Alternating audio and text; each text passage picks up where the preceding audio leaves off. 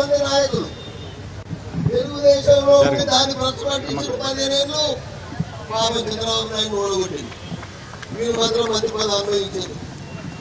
ఎవరైనా పూర్తి గీసుకుంటాడు, గడ్డ గీసుకుంటాడు. అనుభవం గీసుకున్నా లీడర్లు చూసినావా? చూడలేవారు. మరి ఆయనే పాపం కేటీఆర్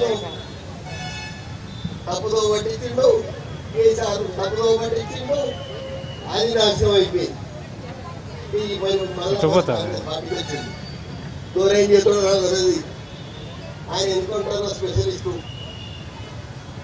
మరి ఈరోజు మీకు ఒకటే మాట చెప్తున్నా, కొండ మూరి లెక్క మీకు ఇజ్జత్ ఉంటే, కొండ మూరి లెక్క మానవత్వం ఉంటే మీరు బయట పాటించిన వచ్చిన రాజీనామా చేసి మనకి గెలవాలి.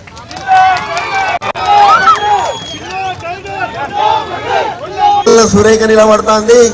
పరిస్థితి ఏందని మరికాల్లో కూడా దరిద్రమైన నాయకుడు తయారయ్యాడు. 75 ఏళ్ళ ముసలోడు మన నాయకుడికి వచ్చాడు. 2 గాళ్ళు అందుకున్నాడు.